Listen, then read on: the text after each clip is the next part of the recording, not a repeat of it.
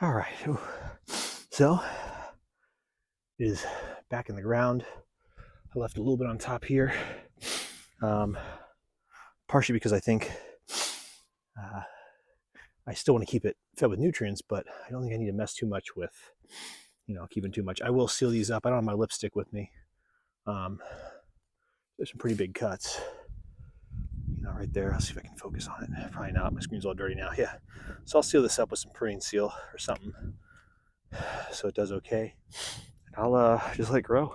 Believe it or not, most of the roots I pulled out of there were not from this tree at all. These are all from a pine tree around it. And no, I didn't air layer it.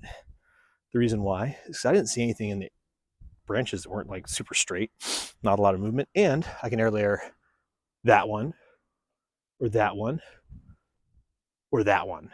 I've got fantastic options for air layering. No, she wouldn't let me take this one with the bird feeders on it. It's where the actual root base is probably 2.5, 3 feet in diameter. I don't know if you can tell. I'm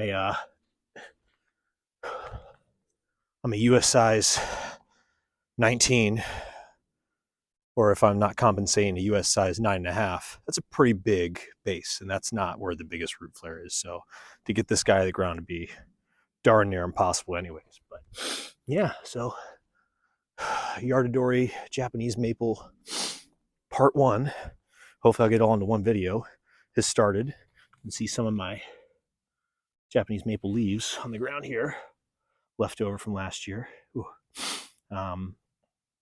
Made the decision to let's see if we can do it. Made the decision to do it this way, focus, versus trying to extract and all that stuff this year, because I did not want to. I know I cut a lot off for the amount of actual energies in the tree. It just started to bud out. Buds weren't bursting. But cutting that much off the top took a lot of energy out of this tree. There's not a whole lot of roots left either. Didn't have a big taproot, thankfully.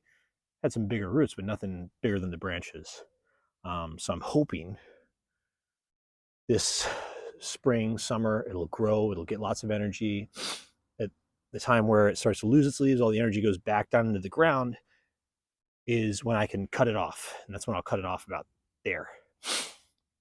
I'm sniffling because it's a little cold. I know it's spring. I know there's literal daffodils out, and whatever those are called. I think they're daffodils. But it is a little chilly today. So I'll cut it off right about there. And that way it'll go through the winter. And when it starts to push out buds, and they, really start to do well, that's when I will come back in here and dig this up. This should be a really easy extraction. It would have been easy this time. But I got it too late. I didn't prune at the end of, last season, when I should have. And so now I'm kind of taking a risk just even doing this. But I think it's playing it safer than just taking the tree out, putting it in bonsai soil and hoping for the best. It's got a good environment here. It'll grow real nice. And I might even end up with better roots and a little bit thicker of a tree, because these aren't very old trees. This one may only be a couple years old.